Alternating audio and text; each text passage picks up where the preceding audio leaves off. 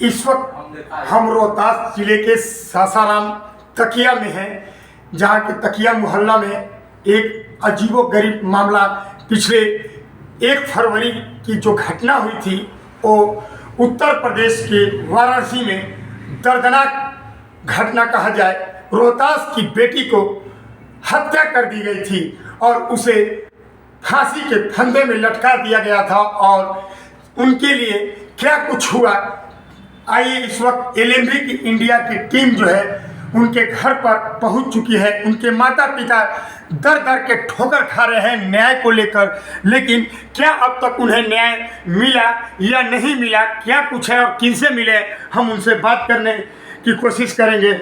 जी LMB India में आपका स्वागत है सर। जी धन्यवाद सर।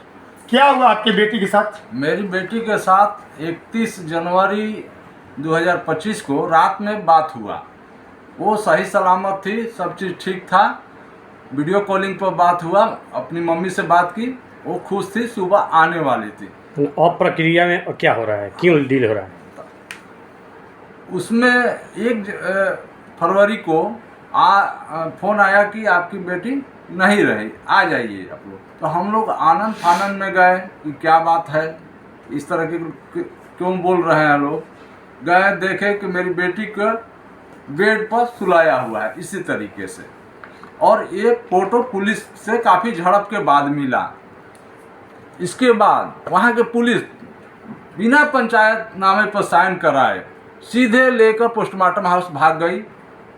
वहाँ पर भी हम लोग कहते रहे कि मेरी बेटी को देखने दीजिए, शव को देखना है कि क्या क्या क्या हुआ है। देखने नहीं दिया है, तुम्हारा बिहार नहीं है, यहाँ पोस्टमार्टम हो रहा है, कराओ। हम बोले कि वीडियोग्राफी कराना है, फोटोग्राफी कराना है, हमको अंदर जाने दीजिए, देखने दीजिए। तो नहीं, तुम्हारा बिहार नहीं, भागो नहीं तो मार मारेंगे। कौन बोला ये वहाँ के पुलिस लोग बोला। इसमें एक कांस्टेबल थे सुनील यादव करके, वो और 2-4 पुलिस वाले थे, वो बोले। और वो डोम जो बोल रहा था कि आपकी बेटी का गहना भी है, आप निकाल लीजिए, लेकिन निकालने नहीं दिया पुलिस वालों ने। उसके बाद वो पोस्टमार्टम कराने गए, वहाँ मेरी बेटी के गहना तक चोरी हो जाता है पोस्टमार्टम हाउस में। उसके बाद हम बोले कि सीसीटीवी कैमरा हमको दिखवाइए पुलिस वाले से। सीसीटीवी कैमरा नहीं देखने दिया। FIR दिए 1 तारीख को डेट में, FIR भी नहीं हुआ। 10 तारीख को FIR होता है 9:08 पर रात्रि में। काफ़ी भारी दबाव देश भर में हुआ, तब जाके FIR दर्ज किया गया। उसके बाद हम लोग न्याय के गुहार लगाते लगाते योगी आदित्यनाथ जी के पास गए। जो यहाँ से शिष्टमंडल गया था बिहार से, तेजस्वी जी के नेतृत्व में भेजा गया था। मिले योगी जी से, योगी जी बोले कि अगर पुलिस दरवाज़ा खोली होगी तो कोई बात नहीं है, लेकिन मकान मालिक खोला है तो मकान मालिक ही जिम्मेवार है, क्योंकि पुलिस खोलती तो वीडियोग्राफी करती। मकान मालिक खोला है, कोई वीडियोग्राफी नहीं किया है, वो खुद घटना किया है, तो कैसे करेगा। उसके बाद हम लोग DGP के पास गए, वहाँ भी ले सारी बात बताए। और इसमें बोले DGP से कि सब लोग एक ही समुदाय के हैं। नेत्र सर्जन पांडे, चौकी इंचार्ज तिवारी, हॉस्टल मालिक पांडे और थाना प्रभारी विजय नारायण मिश्रा, ये सब लोग लिपापोती कर रहे हैं। कमिश्नर साहब को भी यही बात बताएं। कमिश्नर साहब ने जांच के भी आदेश दिया। उसके बाद 4 दिन के बाद SIT भी गठित कर दिया और उस मामले में लिपापोती चालू हो गया। जब जाते हैं कमिश्नर के पास तो पूछते हैं कि क्या करते हैं, किस जाति से हैं, हम न्याय मांगने आए हैं कि हमारी व्यवसाय देखिएगा कि जाति देखिएगा। उसके बाद बिहार सरकार से भी गुहार लगाए हमने। उप मुख्यमंत्री सम्राट चौधरी जी से भी गुहार लगाया कि मेरी बेटी को न्याय दिलाइए जल्द से जल्द। मैं भारतीय जनता पार्टी का कार्यकर्ता हूँ। योगी आदित्यनाथ जी को भी दिखाया था मैंने कि मैं भारतीय जनता पार्टी का कार्यकर्ता हूँ, हमको न्याय दीजिए, हमारी बेटी आपके क्षेत्र में घटना हुई है।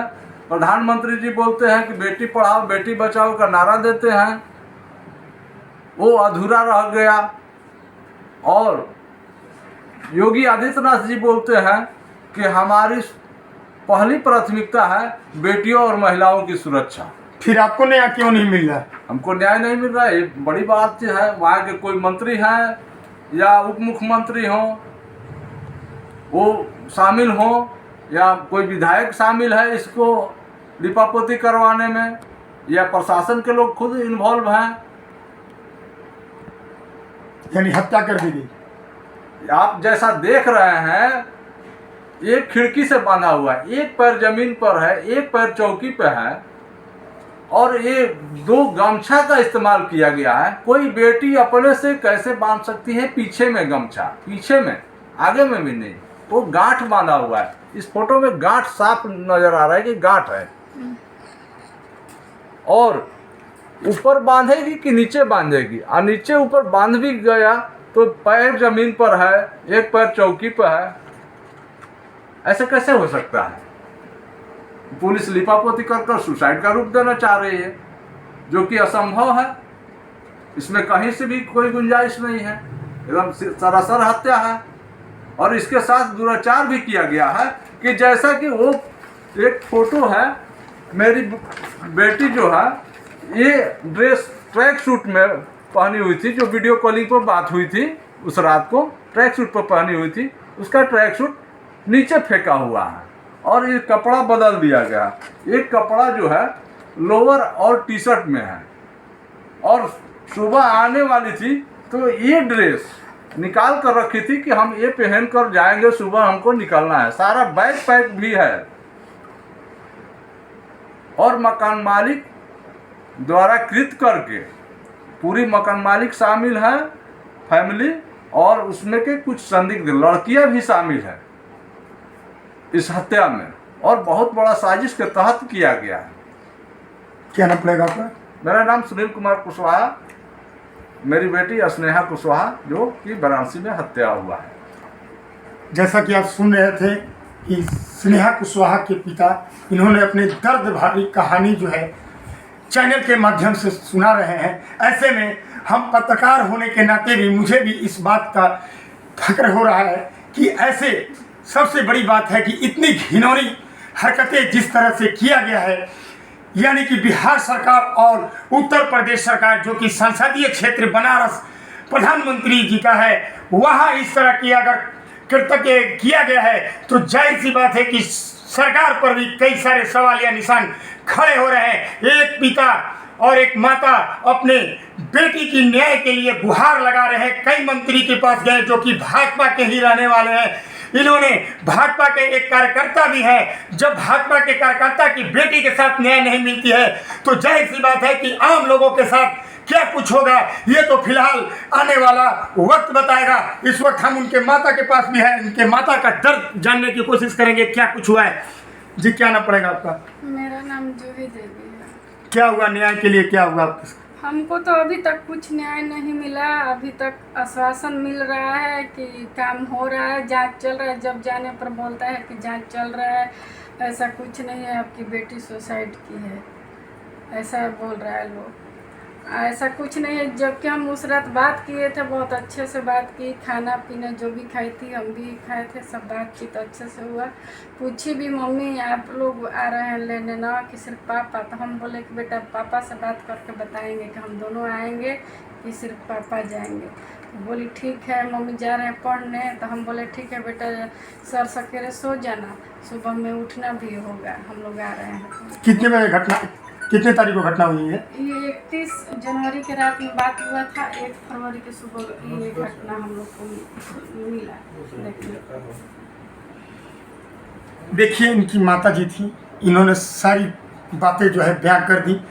इस वक्त हमारे साथ एक समाज सेवी है सासाराम के, हम उनसे जानने की कोशिश करेंगे।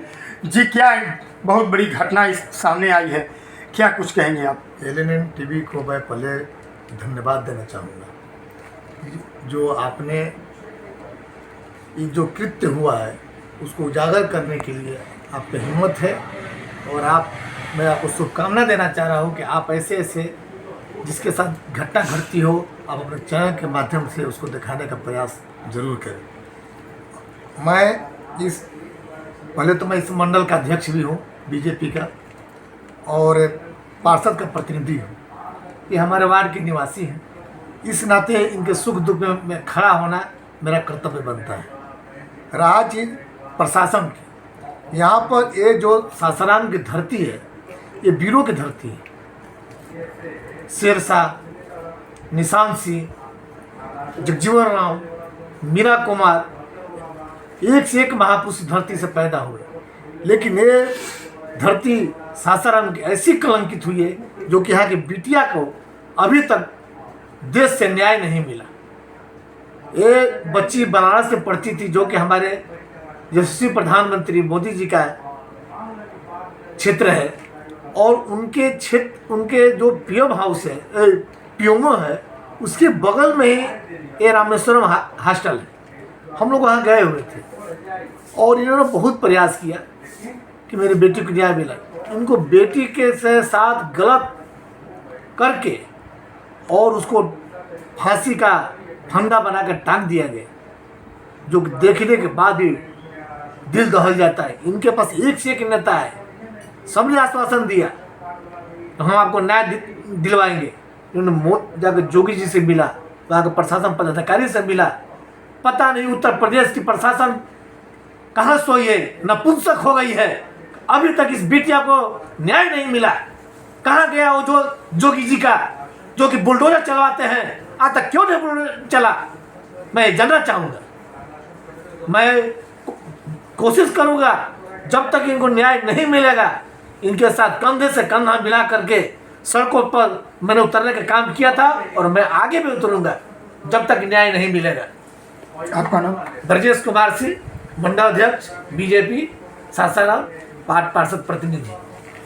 जैसा कि वार्ड पार्षद थे ब्रजेश कुमार सिंह, इन्होंने भी अपनी बातें रखी, लेकिन सवाल सीधा है कि आखिर देश में बेटी कहाँ सुरक्षित है? एक तरफ सूबे के मुखिया नीतीश कुमार बेटी बचाओ बेटी पढ़ाओ के असलंग देते हैं, और वही उन्हीं के गृह राज्य के आप बनारस में जाकर एक बेटी की निर्मम हत्या कर फांसी के फंदे पर लटका दिया जाता है, और वहाँ की पुलिस प्रशासन इसे लिपापोती करने में जुट जाती है। सवाल तो सीधा है कि आखिर डबल इंजन की सरकार बिहार में और उत्तर प्रदेश सरकार, दोनों सरकार पर ये कई सारे सवालिया निशान खड़े हो रहे हैं कि आखिर एक बेटी की हत्या करने के बाद उसे न्याय क्यों नहीं दिला पाती है। रोहतास से LMV इंडिया के लिए संतोष दुबे, सासाराम।